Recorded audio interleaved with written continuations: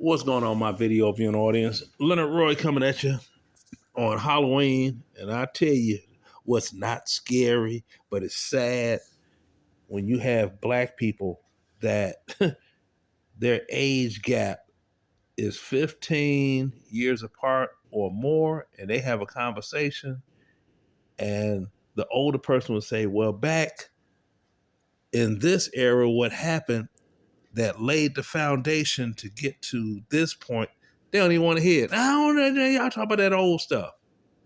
It's like, good grief. It's really a trip. Blacks, those type of blacks, they hate history. Hate history. Totally, completely hate history. You, like with rap music, I'll use that for example. If you start talking about the origin of hip hop, where it came from, where it started, Dust and Soul, you had the Sugar Hill Gang with Rapper's Delight, you had Curtis Blow, Christmas rapping, the breaks, If I Ruled the World. You move on later on. They discount all of that history. Discount it. Just like it was this discussion I heard this time about, man, Nas, he dropped this song, If I Ruled the World, and I didn't even know he made that because I wouldn't know a Nas record if I tripped over it. But when I heard that discussion, I was like, oh, I remember If I Ruled the World, I Free All My Sons. I was like, yeah, when I heard it, I was like, why did this person take If I Ruled the World, I Have All the Girls by Curtis Blow, which was made in 1985, and now he's going to remake it 10 years later like people forgot about Curtis Blow. Crazy. Then they talk about all the music on the joint, it was sampled. It was sampled. That wasn't doggone original piece of musical works. Like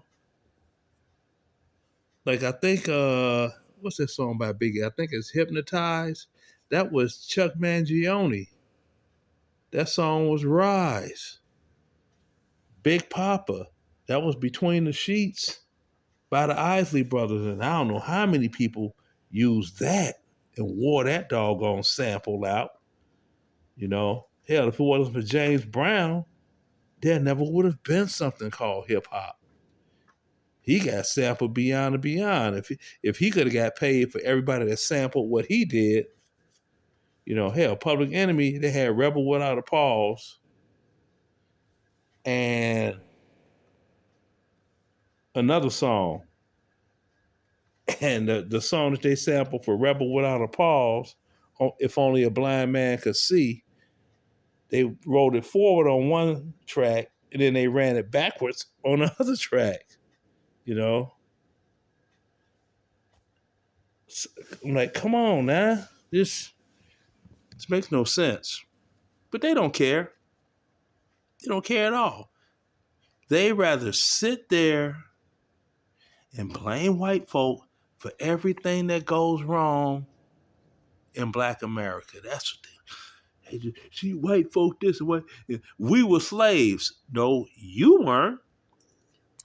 Maybe your ancestors, but you can't find your ancestors because when you have a group of people that are not interested in anything that happened before them to learn, you really think they know who their family is, their family background? I mean, and see, that's what I appreciate about mine. Be something going on, I'd be like, hey, son, come here. Let me show you something right quick. Huh? Let me show you something. That was his whole life. I always taught him something and showed him proof. And it's like, okay. I mean, I remember he got into a verbal whatever when he was stationed Camp Casey in Korea, right?